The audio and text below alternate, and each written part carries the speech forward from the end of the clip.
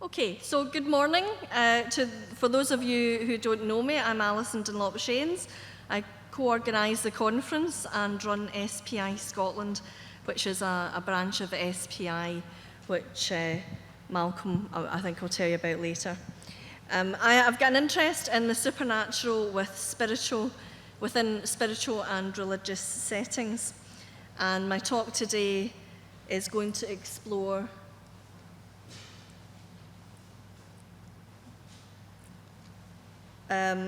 the world of psychedelics and how they expand your consciousness in a spiritual setting. Now, first of all, I want to say that you take psychedelics at your own risk. I'm not trying to encourage or convert anyone to doing that. There's been many people have had bad experiences, but some have said that they've had good experiences and the experiences have still taught them something. And I'm going to look at how the use of psychedelics probably began as a mistake, and then it opened our awareness of the world around us, which led to leaps in art, in language, and in technology. Our spiritual awareness would also have evolved along the way as we understood that ingesting certain plants and fungi led to extraordinary visions, after which we might, thank you. I'm much smaller than Peter. I may even have to sit down at some point, but I'm doing okay just now. So our spiritual awareness would have evolved along the way as we understood that ingesting certain plants and fungi led to extraordinary visions, after which we might experience a healing response or have gained extraordinary wisdom. Some psychedelics would allow a person to speak with their ancestors. Some would completely remove the fear of death, and others would act as a key to connecting with the divine, and these we call entheogens. My talk will start by looking at mushrooms in a wider context of their importance to all life, before moving on to psychedelic mushrooms. And I'm then going to talk about the Kykeon potion, which was drank at the Eleusinian mysteries in ancient Greece. And after that, I'll look at psychedelic mushrooms in early and medieval Christianity. And moving up to the current era, I'll look at the psychedelic revolution of the 1960s.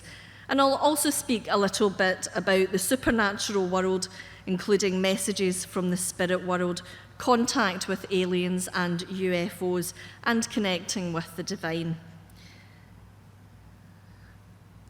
My talk might run about a minute over the 50 minutes, but it won't be very much more than that. Well, let's start off with the importance of fungi to life in general. It breaks down old life, it makes it reusable. If we didn't have fungi, we would soon be overgrown with dead plants. Ultimately, life on Earth would cease. Fungi support and control life on Earth. In fact, some people actually believe that it is the dominant species. So why do they appear on living trees as well as dead, I hear you ask? Well, I'm glad you asked that, because I wondered the very same thing. And it turns out that it indicates disease and damage to the tree. Mycelium is, well, first of all, the mushroom at the top there, that's the fruiting body of the fungi.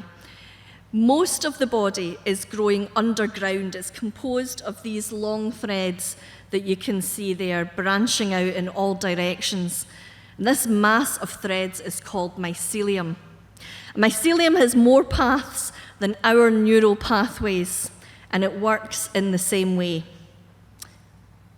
It has electrical pulses, and they are everywhere underground. It's like a massive web. This is an image from the documentary Fantastic Fungi, which you can watch on Netflix.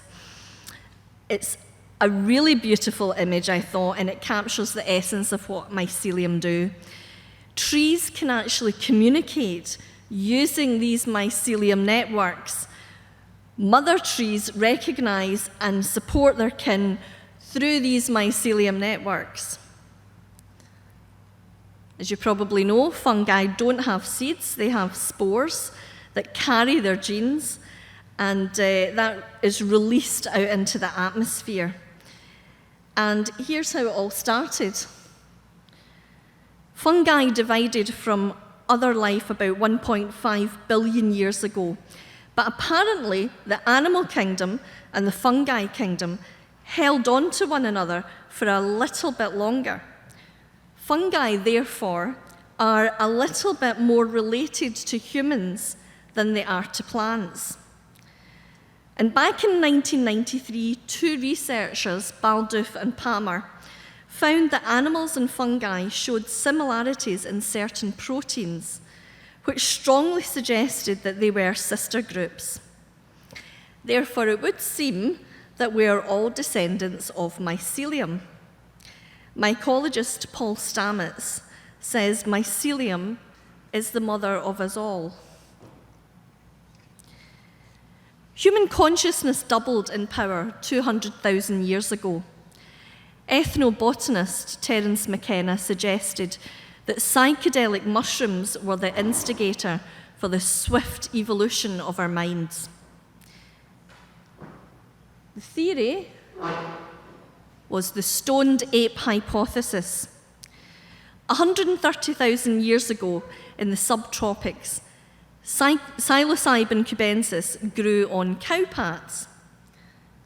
And the idea, there's a lot of light coming on that picture, but the idea was that Homo erectus, whilst traveling for food, would come across these mushrooms and eat them, thus expanding their consciousness. And McKenna and those who agreed with him recognized that when Homo sapiens, we, emerged, there also appeared evidence of art, pictography, and the use of tools. The question is, why did Homo sapiens know how to do these things and Homo erectus did not? Well, McKenna said that we ate our way to a higher consciousness, but was he on the right track? The stoned hypothesis was not taken seriously by the scientific community back in the 1990s when McKenna wrote Food of the Gods. But nowadays, mycologists such as Paul Stamets said that McKenna was correct. That's his brother Dennis McKenna, and he's an ethnopharmacologist. And he believes that it's not so much that Homo erectus ate psilocybin mushrooms and that the brain mutated, but he does think that it was a factor. Like software, he says, it programmed our neurological hardware to think and invent language. Much of our brain is devoted to language and the understanding of language, so that's a huge evolutionary advancement. So the theory may be unprovable, but it is plausible. So move on to the Eleusinian mysteries.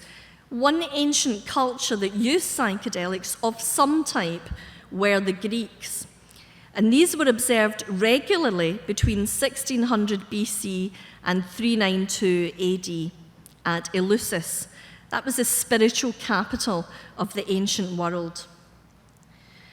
This funerary stele shows possibly Persephone and Demeter, two of the goddesses revered in the Eleusis cult, and what looks like mushrooms. Eleusis was the place even the finest of Athens went to. Among notable participants were people such as Plato, Aristotle, Euripides, Sophocles. All went and had a visionary experience, which Plato called a blessed sight and vision, the holiest of mysteries. Talking about them to the uninitiated and divulging any of the secrets was punishable by death. Alcibiades, who was an ancient Athenian statesman, and orator, was accused of having profaned the mysteries by drunkenly mocking them. But this was never proven, and he narrowly escaped execution. But the mysteries were not just open to the likes of Plato. The mysteries were open to everyone: men, women, children, and even slaves. In fact, anyone who could speak Greek. And as they walked from Athens along the sacred road to Eleusis, which is still there today, I've walked on it, there were events that imitated a journey to the other world. There was, for example, a gateway in the form of Pluto's cave beside the great hall of Eleusis, the place where the mystery of life and death would be revealed. Bridges symbolized narrow and dangerous passageways, and at one bridge, initiates' carts had to be left behind, and everything was then carried by hand from there on. The mysteries seem to have one main objective: to heal the individual from the fear of death. Initiates claimed to have a direct encounter with the goddess.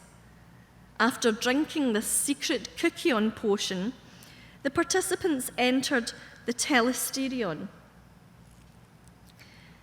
It's like an underground theatre. So I think this is probably, the top part would probably be a more religious setting, and then they would go underground. We don't really know what went on there.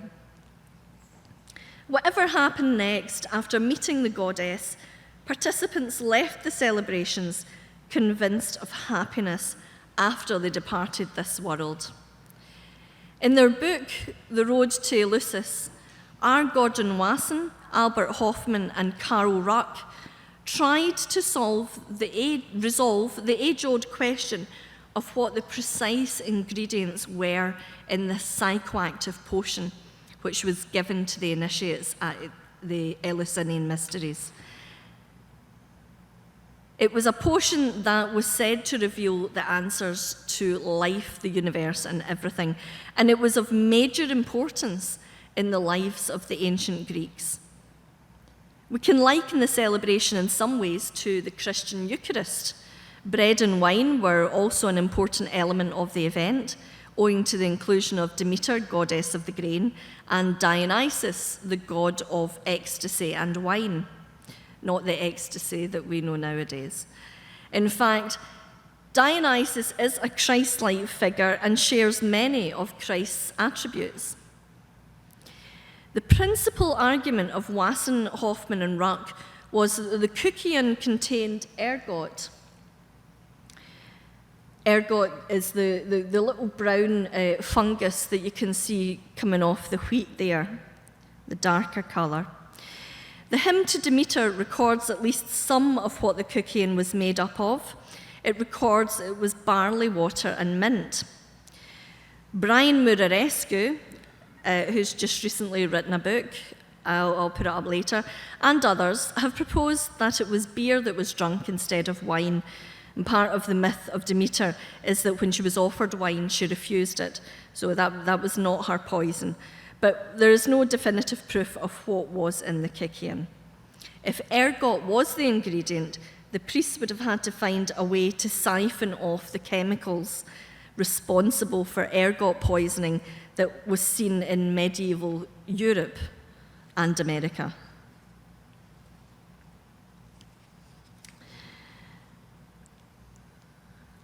Valensic, Robert Graves, and Terence McKenna all concluded that another psychedelic, such as psilocybin or magic mushrooms, was a more likely ingredient.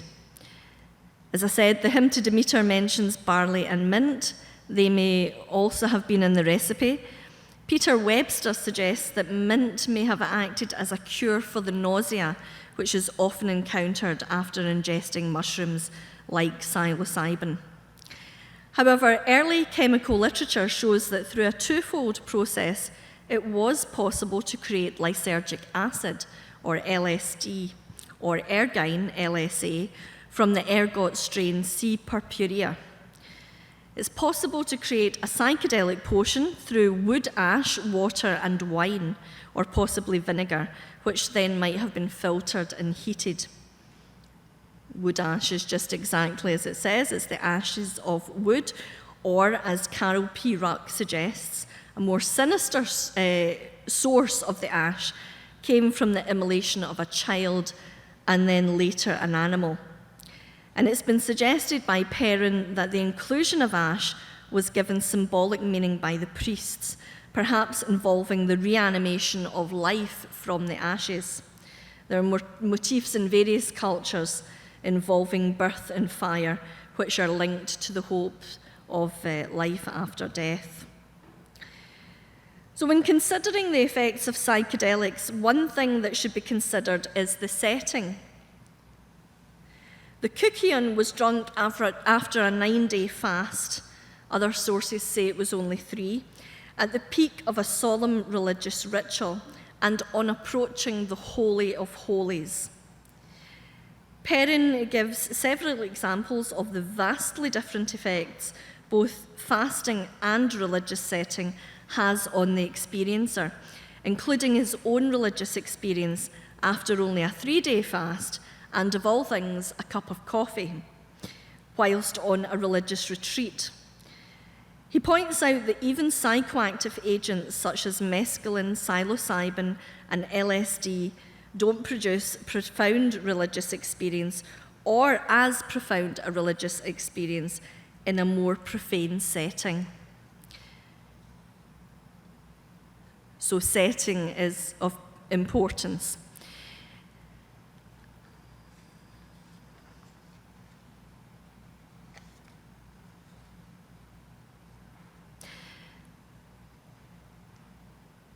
Entheogen, incidentally, is derived from the Greek entheos, meaning God within, or inner manifestation of the divine. The Kukion was regarded with reverence and even fear. The culture of the ancient Greeks regarded it as the divine itself.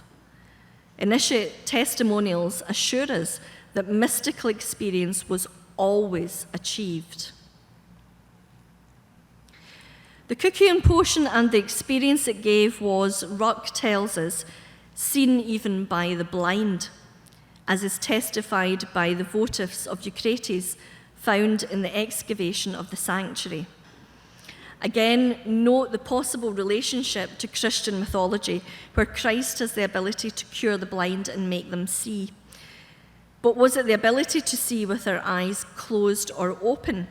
Was the curing of the blind a metaphor to symbolize the removal of their ignorance? We still talk about removing the veil to see the truth. Could this be the same? Were they seeing images with their eyes closed? And as I've said, the removal of the fear of death was one of the main purposes of the ritual at Eleusis. Ramos, from the Department of Neurology at the University of South Florida, has shown that subjects given psilocybin had their fears of death removed because they had grown new neural pathways that were not using the same neural pathways as they had before. This we call neurogenesis. The removal of the fear of death potentially promises an afterlife, the promise that we survive death, and the prospect that, in some form, we live forever. Tied into this, an observation made by ancient society was the death and resurrection of the mushroom, which could in turn tie into Christian mythology. So let's look now at how it ties into Christian art. Ethnobotanist Giorgio Samarini, in his article Mushroom Trees in Christian Art, developed 2 types of mushroom tree in Christian art, and those were the Amanita muscaria and those with the psilocybin mushroom or magic mushrooms. Here we can see what looks to be psilocybin mushrooms just down at the bottom left-hand side of that painting. It's in a work, Creation of the Stars, in the Abbey of Saint-Savin-sur-Garton.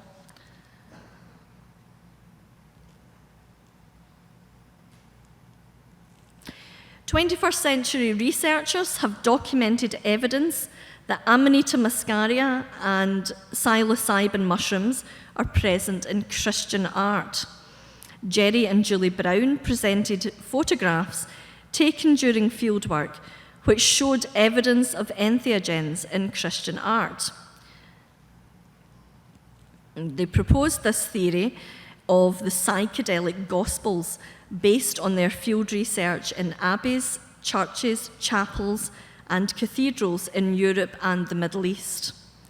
They presented evidence of entheogenic mushrooms in frescoes, manuscripts, mosaics, sculptures, and stained glass windows. In particular, one image stands out. It's the image of a mushroom tree in the chapel of Planquereau in central France. Arguments have raged over its significance. It sparked a heated debate between two leading researchers, Wasson and Allegro, and the potential role of entheogens in Christianity. In Soma, Divine Mushroom of Immortality, Wasson identified the Soma plant of the Hindu Rig Veda as the psychoactive Amanita muscaria mushroom, concluding that Amanita muscaria was used until about 1000 BC. However, the Planquereau mushroom image is from the late 13th century AD, so it was used for many years after 1000 BC. Wasson had to be wrong. The Browns suggest a financial reason behind Wasson's reluctance to admit it. He was, in fact, working for J.P. Morgan at that time and was the Pope's banker. So clearly, it would have not been in his favour to rock the boat talking about psychedelic mushrooms in Christian artwork. However, in Persephone's quest, shortly before he died, Wasson admits, "I once said there was no mushroom in the Bible. I was wrong. I hold that the fruit of the tree of knowledge of good and evil was Soma, was Amanita muscaria, was the nameless mushroom of the English-speaking people." This is researcher John Allegro, who wrote The Sacred Mushroom and the Cross, and he categorically identifies the image with the fly agaric, or it's also called the Amanita muscaria, saying, "The cunning reptile prevails upon Eve and her husband to eat of the tree whose fruit made them as gods, knowing good and evil. The whole Eden story is mushroom-based mythology, not least in the identity of the tree as the sacred fungus." Well, it seems clear to me that this image is identifiable with the Amanita muscaria mushroom, because I don't know of any other mushroom-shaped object that's red with white dots that is not the Amanita muscaria. In 2006, the Browns accidentally discovered a mushroom on the forehead of the Green Man in Roslin Chapel near Edinburgh. They thought it could be Amanita muscaria. However, I have been to Roslin several times, and I can tell you that there are various plants and foods dotted around the chapel, sculptures of them in the chapel. So it is possible that on this occasion, the mushroom on the Green Man's forehead is an edible, non-psychedelic mushroom, because I can't see any colouring or spots to identify it as the Amanita muscaria. So I appreciate that the Browns were excited over this find, but I'm not convinced that we're looking at something magic here. But why would it be in the same place as the third eye? That's a good question. This is the image of the south choir wall at the Church of Saint Martin don't know how you pronounce that, in France. It's about 50 miles from Planquereau. In the upper right-hand corner of Christ's entry, are 5 large mushrooms that resemble psilocybins. Here's another image which shows mushrooms growing out of the roof of a stone tower and being cut by priests. And then, if we have a look at this image, we look at the robes of the disciples seated to the left of Jesus in the Last Supper scene, and we can see drawn into the folds of the hem 3 distinct mushroom caps whose stems are all linked together. You can see them in the right-hand side there. The Browns gave a valid interpretation of what the San Martin frescoes implied. First, that the angel was purifying, I'll just go back actually to that one, that the angel was purifying Isaiah's lips with a holy psychoactive mushroom, which inspired his prophetic visions of the future coming of Christ, which was also the catalyst for Christ's elevated state of consciousness. And second, that the Last Supper and the first Eucharist that Jesus was sharing with his disciples was actually a meal of sacred mushrooms, indicated by the mushroom forms depicted in Christ's entry and the towers of Jerusalem, and by the otherworldly expression on Jesus' face. The Browns then travelled to Chartres Cathedral, where they found more evidence of entheogens in Christianity. Among the cathedral's 176 stained glass windows, they found at least 13 Old and New Testament stories showing mushroom images. Several stories related to the life of Jesus. This one shows, this one shows the conversion of Placidus in St. Eustace's window. According to the Browns, the scene strongly suggests that entheogens played an important role in St. Eustace's awakening, conversion, and entrance into Christ consciousness due to the various mushrooms which were all around him.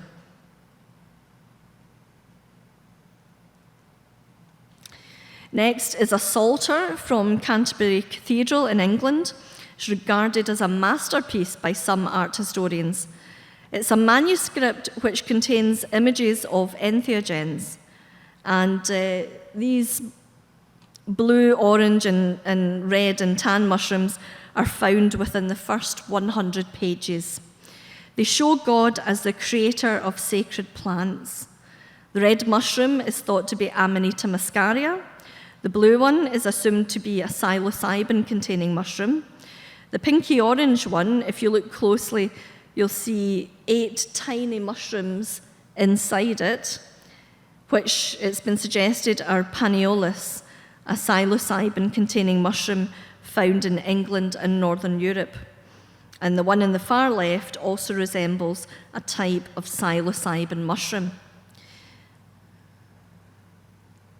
Is the Transfiguration of Jesus on the Christ column at St. Michael's Church in Germany.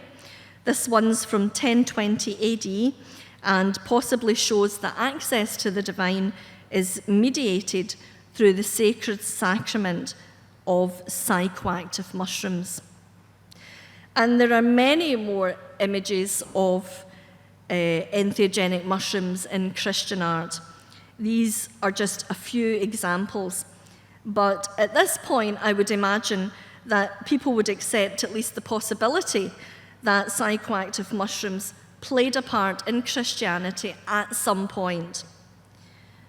Yet, when presented with the facts, albeit hidden in plain sight, other academics appeared to be firmly in denial. When the Browns asked Nigel Morgan, honorary professor of history and art at the University of Cambridge, if he had ever noticed the coloured mushroom shapes in God Creates Plants, he replied, "I haven't the faintest idea what you're talking about. As a matter of fact, I wouldn't know a mushroom if I saw one." It's astonishing. Not every academic is like that. There are other academics who are willing to admit the possibility. But the academic careers of Carol P. Ruck and John Allegro suffered greatly after they published evidence about the use of entheogens in Christianity. It basically destroyed both their academic careers. But nowadays, academics like Brian Murarescu has recently published a book on the subject, The Immortality Key, The Secret History of the Religion with No Name. So let's have a look at some of Allegro's findings. The premise of Allegro's argument is something that most linguists don't accept. It's the biblical stories are symbolic of mushrooms. That's his premise. And he says it can be translated through ancient Sumerian. Sumer is the earliest known civilization in southern Mesopotamia, which is modern-day Iraq. And Murarescu maintains that there are certain words that would cross languages, although some words can't really be drawn from ancient Sumerian. But how much would Allegro know? Well, let's take a look. He was an English archaeologist and Dead Sea Scrolls scholar.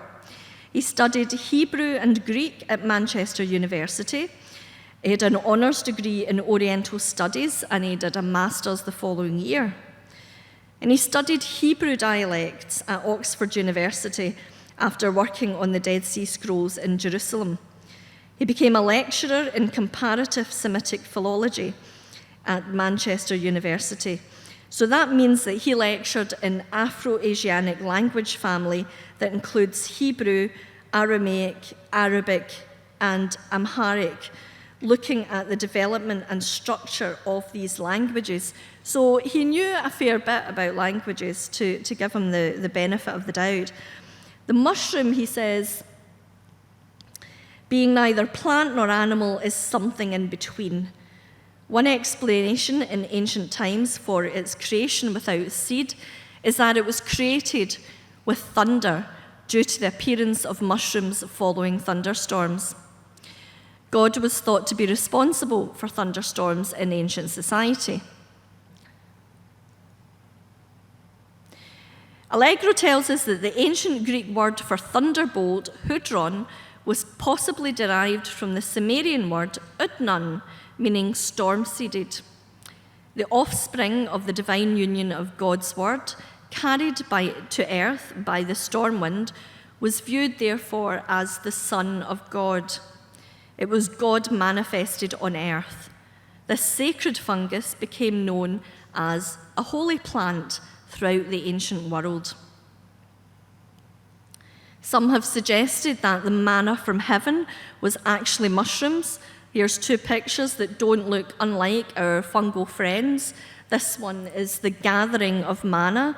It's from 1460 to 1470. And the gathering of the manna from Hours of Catherine of Cleves, 1440. Allegro surmised that the Magi believed the holy plant would give amazing powers to anyone anointed with it, and suggests that one Bible passage alludes to the anointing of the holy plant and its power. And this is in what many believe is a Gnostic text, John 1, 2:20. So, for example, but you have an anointing from the Holy One, and all of you know the truth. So there's quite a lot in Allegro's book about mushroom anatomy, which I'll just turn to briefly just now. The volva is the cup at the base of the fungi, and this was viewed by ancient society as the womb. As well as relating the base of the mushroom to the uterus, it should be no surprise at all what they related the fully formed mushroom to. And likewise, this made the same observation involving the male anatomy and mushrooms, demonstrated here by the penis envy mushroom, Psilocybe cubensis. Allegro brings our attention to the possible use of mushrooms in the Bible in connection with necromancy, which is the raising of the spirits of the dead for the purpose of fortune-telling. He quotes a passage from Isaiah, "O dwellers in the dust, awake and sing for joy, for thy dew is a dew of light, and on the land of the shades thou wilt let it fall."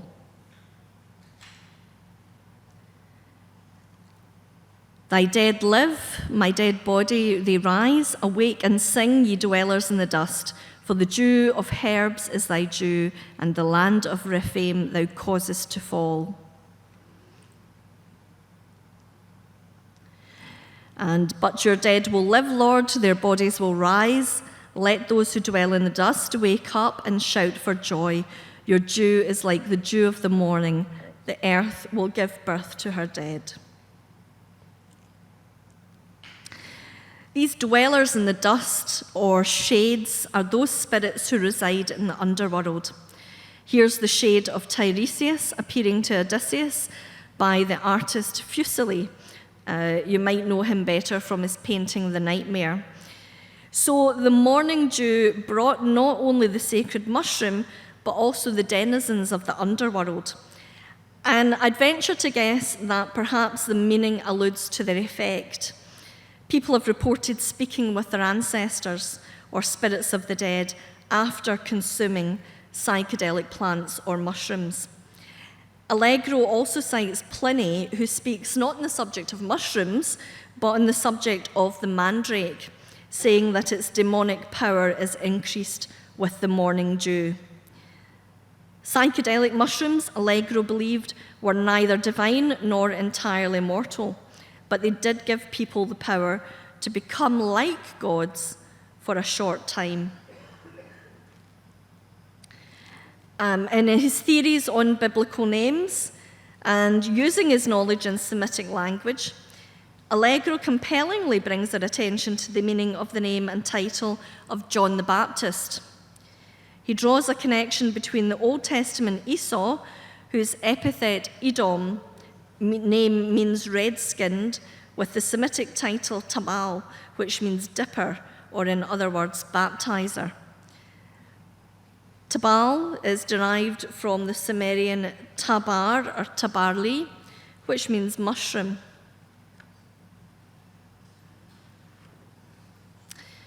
Making, therefore, a mashup by myth makers of John the Baptist and the red-skinned mushroom.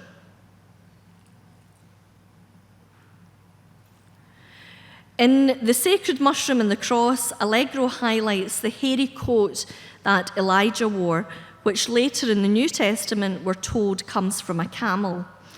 The Hebrew word for camel is karkara.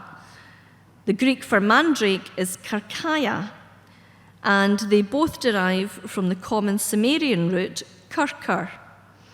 Kurkur is a name for the holy mushroom. And I can only think that the mandrake and the mushroom keep being compared because they have similar hallucinogenic effects, or perhaps they were both used in recipes. Moving on, in the Jewish Talmud, Jesus is sometimes referred to as Jeshua bar Pandera, which means son of the panther. Well, ancient botanists gave the name of the spotted big cat to one of the species of Amanita, the Amanita pantherina, which Allegro finds too much of a coincidence to leave out of his book. And finally, Allegro brings us back to the mysteries. And turning to the festivals of Dionysus, which were celebrated in two parts, the rural Dionysia in Eleusis and the city Dionysia in Athens. And this map shows how close Eleusis is from Eleusis, and note that they both begin with the same letters.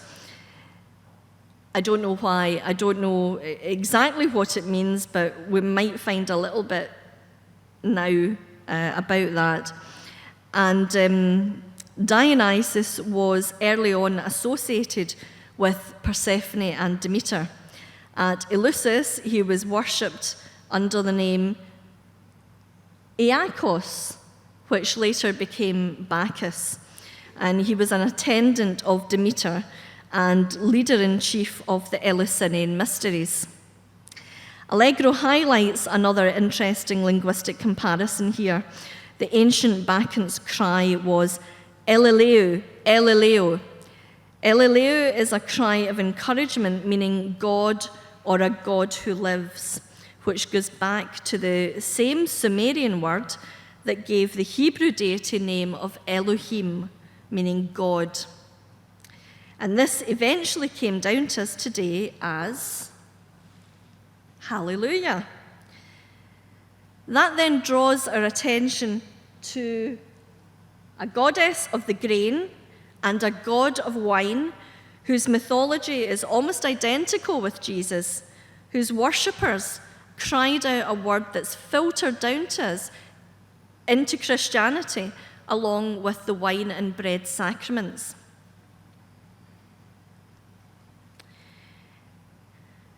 Moving into the modern era and the psychedelic revival of the 1960s, after participating in a shamanic psychedelic mushroom experience, R. Gordon Wasson published a guide to psilocybin mushrooms in Life magazine in 1957. And that was quickly followed by academic and scientific research that's greatly benefited our psychiatric research. The newfound knowledge of psychedelics also made their way out to the general public. LSD was a catalyst for a new spiritual revolution. It promoted a state of mind which author Tom Wolfe said caused him to feel something very spiritual. And out of this spiritual revolution came a complete cultural change, primarily among the younger generation. It led to new styles of music, clothes, hairstyles, and spiritual beliefs. It gave rise to the Jesus movement and to musicals Godspell and Jesus Christ Superstar. And there was a significant move away from the material and the desire for peace, as noted by anti-war demos and songs. And the message was to love one another and the planet that we live in. And of course, this iconic image of a young woman demonstrating against the Vietnam War and offering a flower to a soldier. And these flowers were handed out, I think, during the Summer of Love, and gave rise to the phrase flower power. Of course, in response to that anti-war movement, Nixon declared a war on drugs, and then much propaganda was put out into mainstream media against their use. So where does that leave us today? Well, Graham Hancock says that we're ignorant about how to use psychedelics, and that to move forward, it needs to be made more respectable because it's the key to understanding. He believes that psychedelics undermine the powers that be and that we've been subjected to 50 years of propaganda against them. He says it's not a war on drugs, it's a war on consciousness, and that we're being treated like children. He says that freedom is a meaningless word where propaganda stops us from making our own decision about such things. Today, Johns Hopkins Hospital has a centre for psychedelic research and psilocybin research, where experiencers of psychedelics have been able to explain firsthand how they feel before and after therapy. There have been significant discoveries in mental health, particularly in depression and anxiety, that we would have had much sooner had we not been bombarded with propaganda. Experiencers have spoken about how they feel connected to others and to the entire universe. In one Johns Hopkins study, 2/3 of participants described it as the most amazing experience of their lives. But is the experience supernatural? I have talked a little bit about people speaking to their ancestors. But here's something fun to think about. Fungi possesses eternal knowledge from the universe. Psychedelic mushrooms may have traveled to Earth from alien worlds. People see and talk to all sorts of creatures under the influence of psychedelics, ancestral spirits, fairies, elves, and aliens, and probably unicorns too. Through his experience with ayahuasca, Hancock has seen UFOs and alien greys. Spiritually, psychedelics appear to unlock a door to another dimension. In the Archaic Revival, McKenna also talks about his experiences with UFOs and aliens under the influence of mushrooms. So when brain chemistry is altered in the right way, do we gain access to other realms of reality? Well, I've long believed that some people find it easier to have psychic awareness because they have different brain chemistry. And in the last few years, we've discovered that the brain does have the potential to create DMT. That's something that we seem to be designed for. I'll just finish with this quote by Terence McKenna on the criminality of psychedelics. He says that psychedelics are illegal not because a loving government is concerned that you may jump out of a third-story window. Psychedelics are illegal because they dissolve opinion structures and culturally laid down models of behavior and information processing.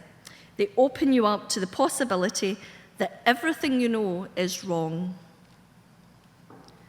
Thank you.